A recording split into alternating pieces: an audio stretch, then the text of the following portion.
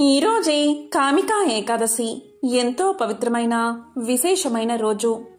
ప్రతి సంవత్సరం ఆషాఢ మాసంలోని బహుళ పక్షంలో వచ్చే ఏకాదశిని కామికా ఏకాదశి అంటారు. ఈ ఏకాదశిని ఆచరించడం వల్ల స్వర్గలోక ప్రాప్తి కలుగుతుంది. అలాగే పితృదేవతలు సంతోషిస్తారు. మరి ఎంతో విశేషమైన కామికా ఏకాదశి రోజు తప్పకుండా వినాల్సిన ఆ కథ ఏంటో ఇప్పుడు ఈ వీడియోలో తెలుసుకుందాం. ఎవరైతే ఈ కామికా ఏకాదశి యొక్క కథను ప్రాముఖ్యతను వింటారో అలాంటి వారికి వాజపేయ యజ్ఞం చేస్తే ఎటువంటి ఫలితం వస్తుందో అటువంటి ఫలితమే కలుగుతుంది. ఒకసారి పాండవాగ్రజుడైన ధర్మరాజు శ్రీకృష్ణునితో ఇలా పలుకుతాడు. శ్రీకృష్ణ పరంధామ జనార్దన వాసుదేవ, ఆషాఢ మాసంలో బహుళ పక్షంలో వచ్చే ఏకాదశి పేరు ఏమిటి? దాని ప్రాముఖ్యత ఏమిటి? దాని కథ ఏమిటో వివరంగా చెప్పు అని యుధిష్ఠుడు కోరగా శ్రీకృష్ణుడు ఇలా తెలియచేశాడు. ధర్మరాజా, శ్రద్ధగా విను. ఆషాఢ మాసంలో బహుళ పక్షంలో వచ్చే ఏకాదశిని కామికా ఏకాదశి అంటారు. ఈరోజు శ్రీమన్నారాయణ్ణి పూజించడం వల్ల సకల శుభాలు కలుగుతాయి. దీనికి సంబంధించిన కథను నీకు వివరిస్తాను. ఆ కథ ఏంటి అంటే, పూర్వకాలంలో ఒక ఊరిలో ఒక భూస్వామి ఉండేవాడు. ఒకసారి ఆ జమీందారు ఒక బ్రాహ్మణుడితో పోరాడి కోపంతో అనుకోకుండా ఆ బ్రాహ్మణుణ్ణి చంపేస్తాడు. తరువాత జరిగిన తప్పిదానికి ఎంతో బాధపడ్డ ఆ జమీందారు బ్రాహ్మణుడి దహన సంస్కారాల్లో భాగం వహించాలి అనుకుంటాడు. తన చేతిలోనే మరణించిన బ్రాహ్మణుడి కర్మలు చెయ్యాలి అనుకున్నప్పుడు పండితులు ఆ కర్మలో పాల్గొవడానికి నిరాకరిస్తారు. పండితులు ఇలా చెబుతారు. భూస్వామి, నీకు బ్రహ్మహత్య పాపం చుట్టుకుంది. ముందుగా ప్రాయశ్చిత్తం చేసుకుంటే తప్ప, ఆ పాపాన్ని పోగొట్టుకుంటే తప్ప మీరు ఎటువంటి పుణ్య కార్యక్రమాల్లో కూడా పాల్గొవడానికి అర్హులు కాదు అని సమాధానం చెప్తారు. దీనికి ఆ భూస్వామి ఇలా పలుకుతారు. పండితులారా, దయచేసి ఈ బ్రహ్మహత్య పాపాన్ని పోగొట్టుకోవడానికి మార్గమేమైనా ఉంటే తెలపండి అని కోరతాడు. అప్పుడు ఆ పండితులు ఇలా సమాధానం చెప్తారు. ఏడాదికి ఒకసారి వచ్చే కామికా ఏకాదశి నాడు విష్ణువును భక్తితో పూజించి ఉపవాసం ఉండి తరువాత ఏకాదశి పారణ చేసి తరువాత బ్రాహ్మణులకు భోజనం పెట్టి దక్షిణతో పాటు బ్రాహ్మణుల్ని సంతృప్తిపరచు. ఇలా చేస్తే చాలు, నీకు సకల శుభాలు కలుగుతాయి. నీకు బ్రహ్మహత్య పాపం తొలగిపోతుంది అని చెప్తారు పండితులు. పండితులు చెప్పిన పద్ధతి ప్రకారం భూస్వామి ఉపవాసం ఉండి శ్రీమన్నారాయణ్ణి పూజిస్తాడు. దీంతో శ్రీమన్నారాయణుడు ప్రసన్నుడై ఆ భూస్వామికి దర్శనం ఇస్తాడు. భూస్వామి యొక్క సమస్త పాపాలు కూడా అప్పుడు తొలగిపోతాయి. ఎవరైతే ఈ కామికా ఏకాదశి ఉపవాసాన్ని పాటిస్తారో అలాంటి వారికి సమస్త పాపాలు తొలగిపోతాయి.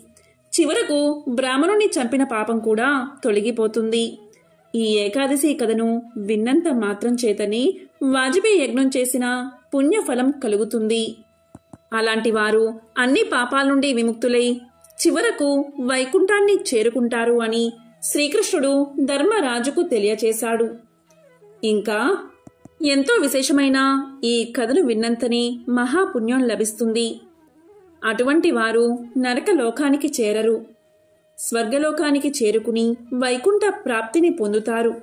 మరి ఆ కథ ఏంటో కూడా ఇప్పుడు తెలుసుకుందాం. గరుడ పురాణం ప్రకారం ఒకసారి గరుత్మంతుడు శ్రీ మహావిష్ణువును ఇలా అడుగుతాడు. స్వామి, యమలోకంలో జీవి యొక్క మానసిక సంఘర్షణ ఎలా ఉంటుందో నాకు వివరించి చెప్పండి అని అడుగుతాడు. దానికి శ్రీ మహావిష్ణువు ఇలా చెప్తాడు. గరుత్మంతా, నీవు అడిగిన ప్రశ్నకు సమాధానం చెప్తాను. శ్రద్ధగా విను. దీన్ని విన్నంత మాత్రం చేతనే నరకలోక బాధలు తొలగి స్వర్గలోక వాసం కలుగుతుంది.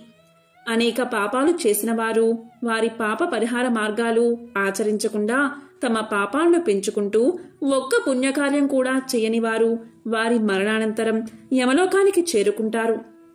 గరుత్మంతా, పాపులు యమలోకానికి వెళ్లే దారిలో విశ్రమించడానికి కాని, కాస్త ఆయాసాన్ని తీర్చుకోవడానికి కాని కనీసం ఒక చెట్టు కూడా ఉండదు. ఆకలికి అలమటించిపోతూ ఉంటే ఏ విధమైన ఆహార పదార్థం కూడా దొరకదు. దారిలో దాహం వేస్తే దాహం తీర్చుకోవడానికి చుక్క నీరు కూడా దొరకదు. యమ మార్గంలో ప్రళయకాలంలో ప్రకాశించే విధంగా 12 మంది సూర్యులు ప్రకాశిస్తూ ఉంటారు. పాపాత్ములు ఆ మార్గంలో వెళ్లేటప్పుడు కొన్ని ప్రాంతాలలో తీవ్రమైన చలిగాలులతో పీడించబడతారు. కొన్ని ప్రాంతాలలో ముళ్ళు గుచ్చుకుంటాయి. కొన్ని దారుల్లో పాములు మీదపడి కరుస్తూ ఉంటాయి. పాపాత్ములైన వాళ్లకి కొన్ని ప్రదేశాలలో సింహాలు, పులులు, కుక్కలు మీదపడి కరుస్తాయి. మరికొన్ని ప్రాంతాలలో లక్షలాది తేళ్లు దాడి చేస్తాయి. ఇంకొన్ని ప్రదేశాలలో అగ్నిజ్వాలలు శరీరాన్ని దహింపచేస్తాయి. దారిలో కొంత దూరం వెళ్ళాక ఎంతో భయంకరమైన అసీపత్ర వనమని ఒకటి ఉంటుంది. ఇది 1000 యోజనాల విస్తీర్ణంలో ఉంటుంది. ఈ వనంలో కాకులు, గుడ్ల గూపలు, గద్దలు, తేనెటీగలు ఇలా రకరకాల జంతువులతో నిండి ఉంటుంది. ఇలాంటి వనంలో నుండి వెళ్లే జీవుణ్ణి ఆ కీటకాలన్నీ దారుణంగా కొట్టి బాధిస్తాయి. ఇక యమమార్గంలో గాఢమైన అంధకారంతో నిండిన బావుల్లో పాపాత్ములు పడిపోతూ ఉంటారు. మరొక చోట ఎత్తైన పర్వతాల మీద నుండి కింద పడిపోతూ ఉంటారు. మరొక చోట కత్తులు, మేకులు గుచ్చిన నేల మీద నడిచి వెళ్తూ ఉంటారు. ఇంకొక చోట జలగలతో నిండిన బురదలో నడిచి వెళ్తూ ఉంటారు. ఇలా యమమార్గంలో కొన్ని ప్రాంతాలు నిప్పులతో మండుతూ ఉంటాయి. మరికొన్ని ప్రాంతాలు పొగతో నిండి ఉంటాయి. పాపాత్ములు వీటన్నిటినీ దాటి నడుస్తూ ఉండాలి. ఇక యమమార్గంలో నడిచే పాపాత్ముల మీద రాళ్లతో, నెత్తురుతో వర్షం ధారాపాతంగా కురుస్తూ ఉంటుంది. ఇలా కురిసి కురిసి పాపాత్ములని అనేక బాధలకు గురిచేస్తుంది. అంతేకాదు గరుత్మంతా ఒక చోట ఎత్తైన పర్వతాలు ఎక్కాలి. మరొక చోట లోతైన లోయల్లోకి దిగి నడవాలి. ఇంకొక చోట పర్వత గుహల్లోంచి నడిచిపోవాలి. భయంకరమైన ఆ గుహమార్గంలో ఒక చోట చీము, నెత్తురుతో నిండిన పెద్ద పెద్ద మడుగులు ఉంటాయి. వాటిలో ఈదుకుంటూ ముందుకు సాగాలి. కాబట్టి గరుత్మంతా ఇన్ని బాధలు పడుతూ ఆ పాపాత్ముడు నడుస్తూ తనలో తాను పశ్చాత్తాపపడుతూ ఇలా అనుకుంటాడు. అయ్యో కుమారా, నాకెంత కష్టం వచ్చిందో, ఎన్ని పాపాలు చేశాను నేను అని ఏడుస్తూ పశ్చాత్తాపపడతాడు. ఎంతో గొప్ప పుణ్యకర్మలు చేస్తే కాని మానవ జన్మ లభించదు కదా. అలాంటి మానవ జన్మ లభించినప్పటికీ నేను ఏ పుణ్యకార్యమైనా చెయ్యలేకపోయాను. ఎంతో పాపం చేశాను కదా, నాకింత కష్టం కలిగింది అని పశ్చాత్తాపపడతాడు. అంతేకాదు మరొకడు ఇలా ఆలోచిస్తాడు. నేనెప్పుడూ దాన ధర్మాలు చెయ్యలేదు. హోమం కాని, జపం కాని, తపం కాని ఆచరించలేదు. కనీసం పుణ్యక్షేత్రాలు అయినా దర్శించలేదు. అందుకే నాకీ కర్మ పట్టింది. చేసిన కర్మ అనుభవించాలి కదా అనుకుంటాడు. మరొకడు ఇలా అనుకుంటాడు. నేను జీవితంలో ఏనాడు గంగానదిలో స్నానం చేయలేదు. సత్పురుషుల్ని ఎప్పుడూ సేవించలేదు. పరోపకారం అంటే ఏమిటో కూడా నాకు తెలియదు. అందుకే నాకీ బాధలు వచ్చాయని చింతిస్తాడు ఒకడు. మరొకడు ఇలా అనుకుంటాడు. అయ్యో, నేను జీవించి ఉన్నప్పుడు మనుషులు, పశువులు జీవించడం కోసం నీళ్లు లేని ప్రదేశంలో చిన్న చెరువును కూడా తవ్వించలేదు. కనీసం కుండలో నీళ్లు కూడా పెట్టలేదు. గోవుల కోసం ఆకలితో అలమటించే వాళ్ళకి కొంచెం ధనాన్ని కూడా వెచ్చించలేదు. అందుకే నాకీ నరక యాతన తప్పదు అని ఏడుస్తూ ఉంటాడు. ఒక స్త్రీ ఇలా అనుకుంటుంది. అయ్యో, ఏ రోజైనా ఆవుకు మేత పెట్టానా? ఒక్క పుణ్యగ్రంథమైనా చదివానా? వేదాల్ని, శాస్త్రాల్ని కనీసం నమ్మనైనా నమ్మలేదు. ఒక్క పురాణ కథను కూడా వినలేదు. చెప్పేవారిని గౌరవించలేదు. కాబట్టి నాకీ కర్మ పట్టింది అని బాధపడుతూ ఉంటుంది. వేరొక స్త్రీ, అయ్యో, నేను నా భర్త ఇష్టానుసారంగా ఒక్కరోజు కూడా నడుచుకోలేదు. పతివ్రతా ధర్మాలను ఏ ఒక్కటి ఆచరించలేదు. గురువులకు తగిన మర్యాద ఇవ్వలేదు. అందుకే నాకీ కష్టాలు ప్రాప్తించాయి. దీనిని అనుభవించక తప్పదు కదా అని వాపోతుంది. వేరొక పడతి ఇలా అనుకుంటుంది. భర్తను గౌరవించడం స్త్రీ ధర్మం అని తెలిసి కూడా నేను ఆ పని చేయలేదు. ఇది నేను స్వయంగా చేసుకున్న పాపమని బోరున విలపిస్తుంది. కాబట్టి గరుత్మంత, జీవుడు ఈ విధంగా యమమార్గంలో ప్రయాణం చేస్తూ ఎన్నో బాధలు పడి దుఃఖిస్తూ తన పూర్వజన్మలో చేసిన పాపాల్ని తలుచుకుని వాటి గురించే ఆలోచిస్తూ వేగంగా ముందుకు వెళతాడు. అంతేకాదు గరుత్మంత, శ్రవణకులు అనేవారు భూమిపై మానవులు ఏం చేస్తున్నారో గమనిస్తూ ఉంటారు. వారు వాటిని తెలుసుకుని వాటి గురించి యమధర్మరాజుకు తెలియచేస్తారు. ఈ శ్రవకులు అనేవారు ఎవరు అంటే బ్రహ్మ దేవుడి కుమారులు. వీళ్ళు స్వర్గ, మత్స్య, పాతాళ లోకాలు అనే త్రిలోకాల్లో సంచరిస్తూ ఉంటారు. భూత, భవిష్యత్, వర్తమాన కాలాల్లో జరిగే అన్ని విషయాలు తెలుసుకోగలిగే జ్ఞానం వీరికి ఉంటుంది. వీరిలాగే వీరి భార్యలకు కూడా శ్రవకులకు ఉన్న శక్తి సామర్థ్యాలు ఉంటాయి. వీరు స్త్రీలకు సంబంధించిన సమస్త సమాచారాన్ని గ్రహించగలిగే సామర్థ్యం ఉంటుంది. కాబట్టి గరుత్మంత, ఈ శ్రవణకులతో పాటు మానవులు చేసే సమస్త పాపకర్మల్ని వీరు కూడా గమనిస్తూ ఉంటారు. వారు ఎవరు అంటే సూర్యుడు, చంద్రుడు, పగలు, రాత్రి, అగ్ని, ఆకాశం, భూమి, జలం, ఆత్మ, యమధర్మరాజు, ఉదయం సాయంత్రం ఉభయ సంధ్యలు, ధర్మం. వీరంతా మానవులు చేసే పాప పుణ్యాలను పరిశీలిస్తూ ఉంటారు.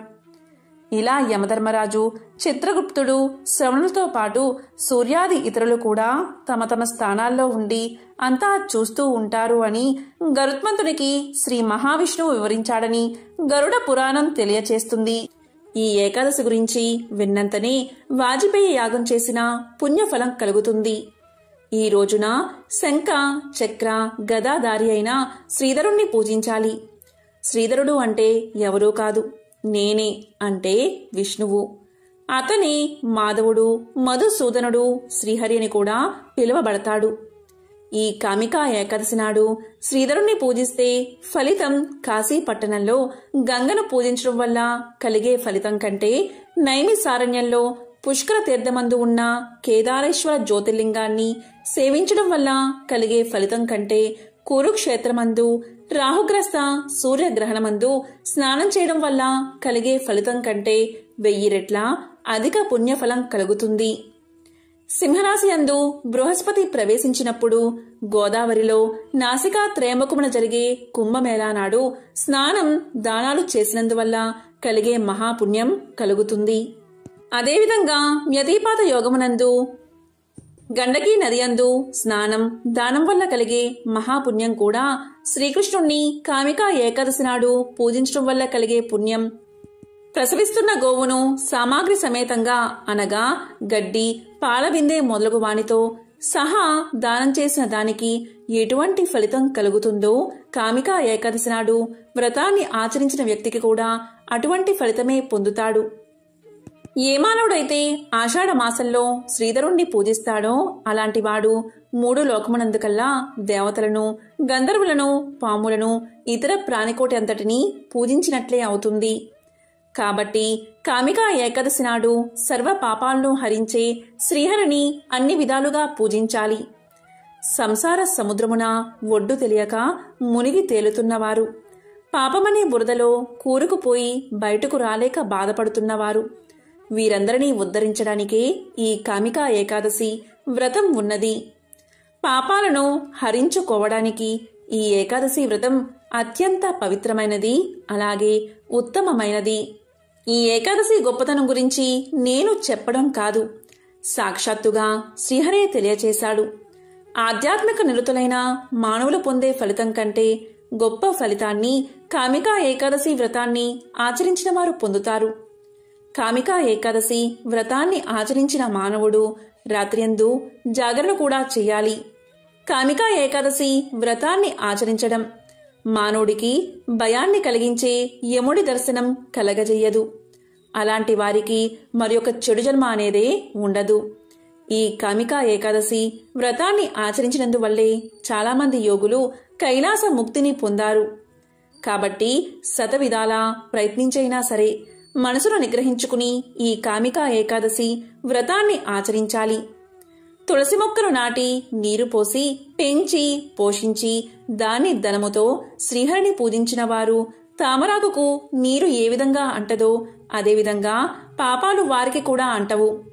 బంగారం 1 వంతు, వెండి 4 వంతులు వీటితో ఆభరణాలు చేయించి దానం చేసినందువల్ల ఎటువంటి ఫలితం కలుగుతుందో అటువంటి ఫలితమే తులసీ దళాల పూజ వల్ల లభిస్తుంది.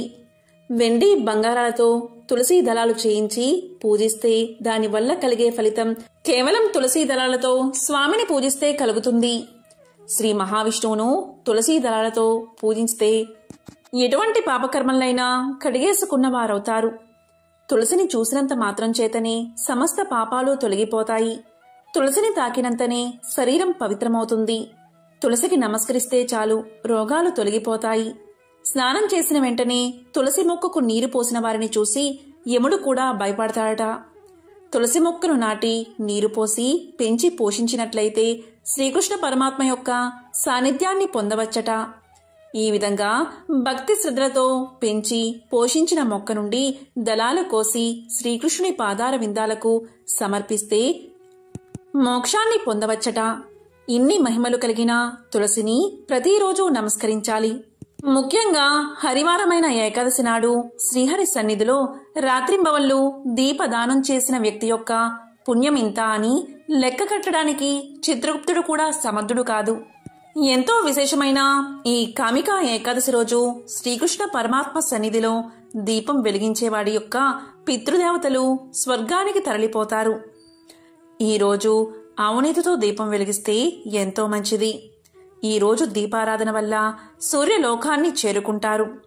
కాబట్టి సమస్త పాపాలను తొలగించే ఈ ఏకాదశి వ్రతాన్ని ప్రతి ఒక్కరూ భక్తి శ్రద్ధలతో ఆచరించాలి.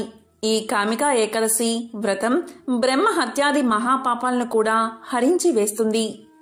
ఈ కామికా ఏకాదశి వ్రతం చేసిన వారికి స్వర్గలోకంలో స్థానం లభిస్తుంది.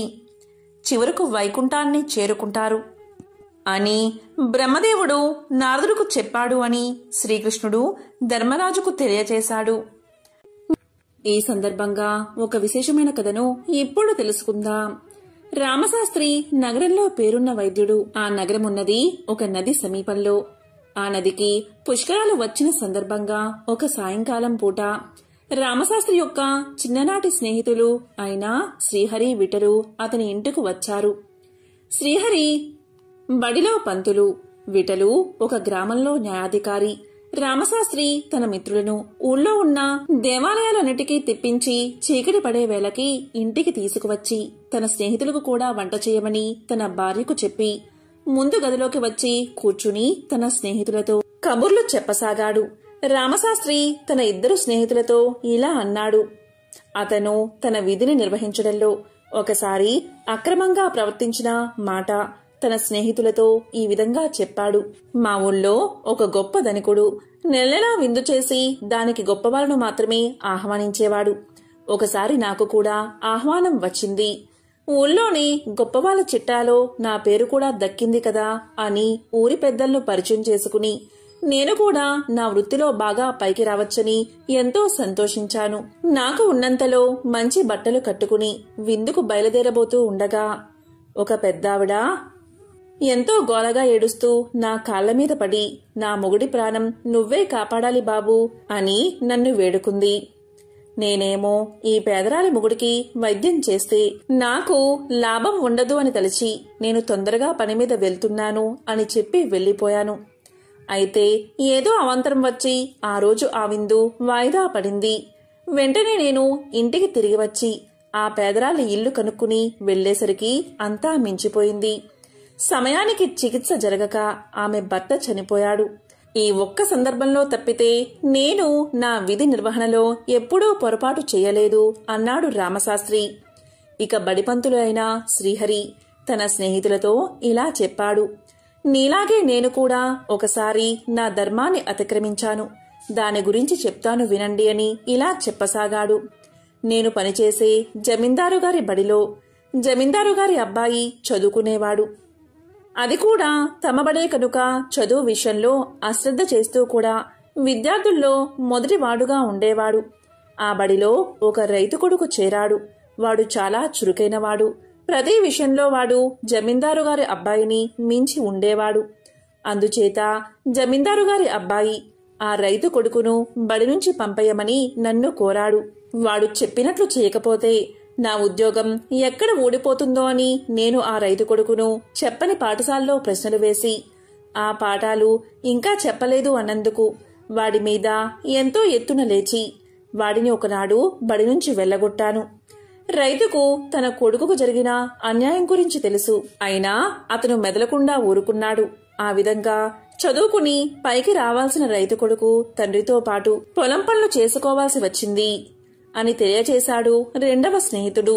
ఇక మూడవ స్నేహితుడు అయినా న్యాయాధికారి ఇలా చెప్పసాగాడు. మీలాగే నేను కూడా ఒకసారి నా విధిని నిర్వహించలేకపోయాను అంటూ ఇలా చెప్పసాగాడు. ఒకసారి నా దగ్గరకు ఒక వివాదం వచ్చింది. ఒక పెద్ద వ్యాపారి తన జాగాలో పెద్ద భవంతి కట్టుకున్నాడు. అతని స్థలానికి ఆనుకుని ఒక కాపు స్థలం గుడిసె ఉన్నాయి. ఎంతగా అడిగినా కాపు ఆ స్థలాన్ని వ్యాపారికి అమ్మలేదు. వ్యాపారి తన మనుషుల చేత కాపువాడి గుడిసె కూలదోసి స్థలాన్ని ఆక్రమించుకున్నాడు. ఆ నిజం నాకు తెలుసు కాని నా చెల్లెల్ని ఆ వ్యాపారి కొడుకు ఇచ్చి పెళ్లి చేసేందుకు మాటలు జరుగుతున్నాయి. ఆ వ్యాపారి బోలెడు పలుకుబడి కలవాడు. అందుచేత నేను ఆ వ్యాపారికి అనుకూలంగా తీర్పు చెప్పాను. ఇదొక్కటే నేను నా వృత్తిలో చేసిన అక్రమం అన్నాడు విఠలు. మొత్తం మీద మనమంతా మన విధులను సక్రమంగా నెరవేరుస్తున్నట్లే. ఇక భోజనాలకి లేద్దాము అంటూ రామశాస్త్రి వంటింట్లో అడుగుపెట్టి నిర్గాంతపోయాడు. అతని భార్య వంట చేసే ప్రయత్నంలో లేదు. తలుపు పక్కనే కూర్చుని ముందు గదిలో జరిగిన సంభాషణలు వింటుంది. ఇదేమిటి ఇలా కూర్చున్నావు, వంట చెయ్యలేదా అని రామశాస్త్రి అడిగాడు. అప్పుడు ఆమె లేదు, ఈ పూటకు నాకు ఒళ్ళు నొప్పులుగా ఉన్నది అని పలికింది. ఆ మాటకు రామశాస్త్రికి ఒళ్ళు మండిపోయింది. ఈ సమయానికి పూటకూళ్ళు కట్టేసి ఉంటారు. రాకరాక వచ్చిన నా స్నేహితులు పస్తున పడుకోవాలా? నాకు కూడా ఎంతో ఆకలిగా ఉంది. ఆ కోపంతోనూ ఆకలితోనూ అతను తన భార్య మీద చేయి చేసుకోబోయాడు. వెంటనే అతని భార్య ఇలా పలికింది. ఆగండి, నేను ఒక్కసారి నా విధిని నిర్వర్తించినందుకే నన్ను కొట్టవచ్చారు. ఏమైపోయిందని ఒక్క పూట తిండి లేకపోతే ఎవరూ చచ్చిపోరు. వైద్యుడు తన విధి నిర్వహించకపోతే ప్రాణం పోతుంది. గురువు విద్యార్థి పట్ల అక్రమంగా ప్రవర్తిస్తే వారి జీవితమే నాశనం అయిపోతుంది. న్యాయాధికారి అక్రమంగా ప్రవర్తిస్తే ఒక మనిషి అనవసరంగా శిక్షకు గురవుతాడు. ఈ వృత్తులను చేసేవాళ్లు ఒకసారి తమ విధి నిర్వహణలో పొరపాటు చేసినా క్షమించరాదు. అలాంటి వాళ్లు ద్రోహం చేసినట్లే లెక్క. అసలు ముందు మీ ముగ్గురు ఈ విషయం తెలుసుకోండి. మీరు బయటకు వెళ్లినప్పుడు వంట చేసేశాను. కాళ్ళు కడుక్కుని రండి, వడ్డిస్తాను అంది రామశాస్త్రి భార్య. ఆమె అన్న మాటలకు ఆ ముగ్గురు సిగ్గుతో తలదించుకున్నారు.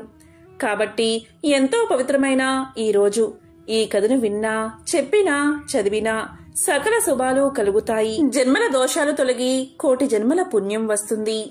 మోక్షాన్ని ప్రసాదించే గజేంద్ర మోక్షం కథను ఒక్కసారైనా వింటే చాలు. జన్మల పాపాలు తొలగి మోక్షం కలుగుతుంది. శ్రీ మహావిష్ణువు యొక్క సంపూర్ణ అనుగ్రహం కలుగుతుంది. మరి ఆ కథ ఏంటో ఇప్పుడు ఈ వీడియోలో తెలుసుకుందాం. భాగవతంలో గజేంద్ర మోక్షం కథ వివరించబడి ఉంది. ఒకసారి శుక్ర మహర్షి శ్రీ మహావిష్ణువు గజేంద్రుణ్ణి కాపాడడం కోసం భూలోకానికి వచ్చాడని పరీక్షిత్ మహారాజుకు తెలియచేశాడు. అప్పుడు పరీక్షిత్ మహారాజు గజేంద్రుడి కథను వివరించమని శుక్ర మహర్షిని వేడుకున్నాడు. మరి ఆ కథ ఏంటో ఇప్పుడు ఈ వీడియోలో తెలుసుకుందాం. క్షీరసాగర మధ్యంలో త్రికూటమనే పర్వతముంది. ఆ పర్వతానికి 3 శిఖరాలు ఉన్నాయి. ఒక శిఖరం బంగారంతో, ఇంకో శిఖరం ఇనుముతో, మరొకటి వెండితో అలరారుతూ ఉండేవి. ఆ కొండల మీద రకరకాలైన గగనచారులు, కిన్నెరలు విహరిస్తూ ఉండేవారు. ఆ పర్వతం మీద ఉన్న అడవులలో అడవి దున్నలు, ఖడ్గ మృగాలు, ఎలుగుబంట్లు మొదలైన క్రూర మృగాలతో పాటు ఏనుగులు కూడా ఉండేవి. ఆ ఏనుగులు గుంపులు గుంపులుగా తిరుగుతూ విహరిస్తూ ఉండేవి. ఒకరోజు ఆ గుంపులు ఆహారం కోసం దాహ బాధతో తిరుగుతూ సరోవరానికి చేరుతూ ఉన్నప్పుడు ఒక ఏనుగుల గుంపు చీలిపోయింది. అందులోని ఆడ ఏనుగులు గజరాజును అనుసరించి ఇంకో సరోవరాన్ని చేరుకున్నాయి. అలా ఏనుగులు చేరుకున్న ఆ సరోవరం అతి విశాలమైనది. ఆ సరోవరం నిండా వికసించిన కలువలు, తామరలు, ఇంకెన్నో జలచరాలు నివసిస్తూ ఉన్నాయి. వాటిలో కొన్ని మొసళ్ళు కూడా ఉన్నట్లు ఏనుగులకు తెలియదు. ఆడ ఏనుగులు దాహ బాధ తీర్చుకుని జలక్రీడలు జరిపి బయటకు వచ్చిన తరువాత గజరాజు కూడా సరోవరంలోకి ప్రవేశించి నీళ్లు తాగి తొండం నిండా నీరు నింపి గగనవీధిలోకి చిమ్ముతున్నాడు. ఆ విధంగా నీటిని చిమ్ముతూ ఉంటే సరోవరంలోని కర్కాటక మీనాలు రోదసిలోని మీన కర్కాటకాలను చేరినట్లు కనిపించింది. ఇలా ఆ గజరాజు జలక్రీడ జరుపుతూ ఉన్న సమయంలో ఆ చెరువులో ఉన్న ఒక ముసలి ఆ గజరాజు యొక్క కాలును పట్టుకుంది. పట్టు విడిపించుకుని తొండంతో దెబ్బ తీయాలని ఆ ఏనుగు చూసింది. వెంటనే ఆ ముసలి ఏనుగు యొక్క ముందు కాళ్ళు పట్టుకుంది. ఆ ఏనుగు తన దంతాలతో ముసలిని కుమ్మి విడిచింది. అప్పుడు ఆ ముసలి వెనుకవైపు వచ్చి ఏనుగు తోకను కుమ్మి చీల్చింది. అలా ఆ కరి మకరం ఒకదాన్ని ఒకటి కుమ్మి చీల్చుకుంటూ ఉండగా కరిబలం సన్నగిల్లుతుంది. జలమే తన నివాస స్థానం అవడం వల్ల మకరం బలం అంతకంతకు పెరుగుతూ ఉండడంతో గజరాజు నీరసిస్తుంది. ఈ విధంగా ముసలితో పోరు సాగించలేక దీనావస్థలో పడిన ఆ గజరాజు మకరాన్ని గెలవడం తన వల్ల కాదు అని నిశ్చయించుకుని తన్ని రక్షించమంటూ సర్వేశ్వరుడైన నారాయణుణ్ణి ప్రార్థించాడు. ఈ విధంగా ప్రార్థించాడు. అక్కడెక్కడో వైకుంఠపురంలోని ఓ మూల ఒక సౌధం. ఆ సౌధ పరిసరాల్లో మందారవనం, అందులో అమృత సరస్సు. అక్కడ మంచంపై లక్ష్మీదేవితో వినోదించు శ్రీమన్నారాయణుడికి ఏనుగు పాహి పాహి అని పెట్టిన కేక వినిపించగానే వెంటనే బయలుదేరాడు మహావిష్ణువు. భక్తుణ్ణి రక్షించడానికి భగవంతుడు బయలుదేరిన తీరు అమోఘం. గజేంద్రుడి ప్రాణాలు కాపాడాలి అనే ఉత్సాహంతో నిండిపోయిన విష్ణుమూర్తి లక్ష్మీదేవికి చెప్పలేదు. శంఖ చక్రాలను రెండూ చేతుల్లోకి తీసుకోలేదు. సేవకులనెవరినీ పిలవలేదు.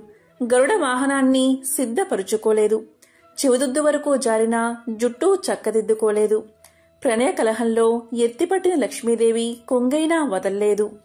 అలా వెళ్తున్న నారాయణ్ణి చూసి మహాలక్ష్మి తన మనసులో ఈ విధంగా అనుకుంది.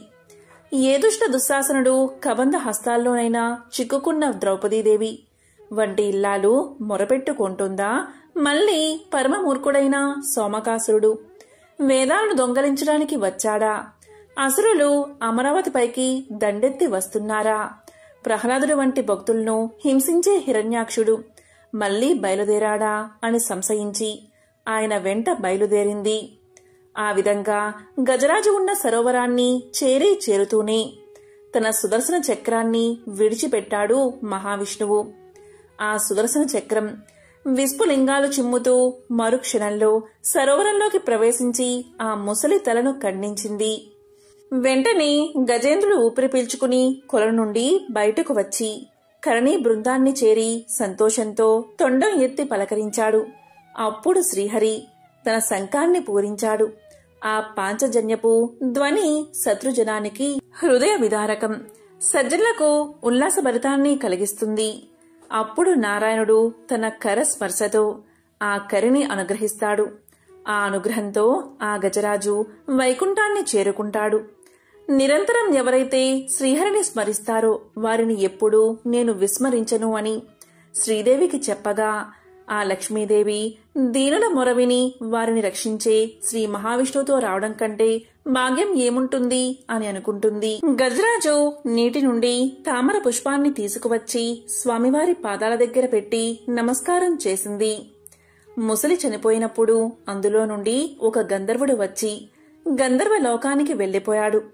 ఇలా కథ వింటూనే పరీక్షితుడు శుక్ర మహర్షితో ఇంతటి పుణ్యం ఆ గజరాజుకు ఎలా వచ్చిందో చెప్పమని అడగగా అప్పుడు శుక్ర మహర్షి ఇలా చెప్పసాగాడు.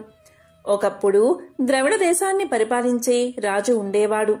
అతను అష్టాక్షరి మంత్రోపదేశాన్ని పొంది ఒక పర్వత శిఖరానికి చేరుకుని అక్కడ అష్టాక్షరి మంత్రం ఉపాసన చేద్దామని భావించి అక్కడే మంత్రజపం చేస్తూ ఉండగా అక్కడికి అగస్త్య మహర్షి వచ్చాడు. అయితే మంత్రజపం చేస్తున్నానని మహర్షి వచ్చినా లేవకపోవడంతో ఆగ్రహించిన అగస్త్యుడు నువ్వు ఏనుగు యోనియందు జన్మిస్తావు అని అతన్ని శపించాడు. అయితే మహాపురుషులు ఏనాడైతే మీ ఇంటికి వస్తారో ఆ రోజే మీ పూజ ఫలించిందని గుర్తు పెట్టుకోవాలి అనడంతో అలా గజరాజుగా జన్మించి తన ప్రాణాలు పోయే సమయంలో గత జన్మలో చేసిన మంత్రానుష్ఠాన ప్రభావం వల్ల శ్రీమన్నారాయణుడు గుర్తుకు వచ్చి శరణాగతి చేశాడు.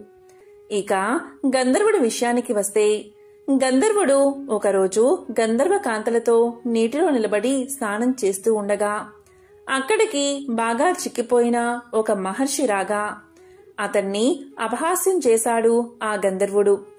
గంధర్వ కాంతలు నవ్వుతారని అనుకుని నీటి లోపల నుండి వచ్చి ఆ మహర్షి కాలని లాగాడు గంధర్వుడు.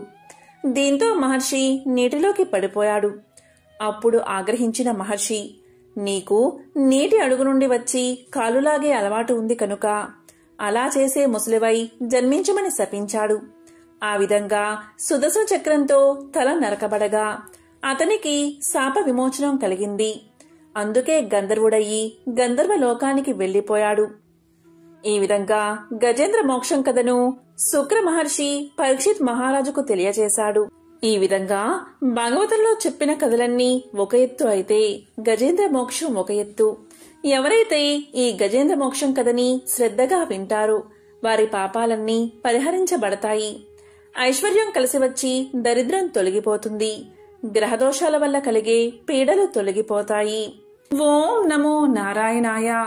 ఓం నమః శివాయ.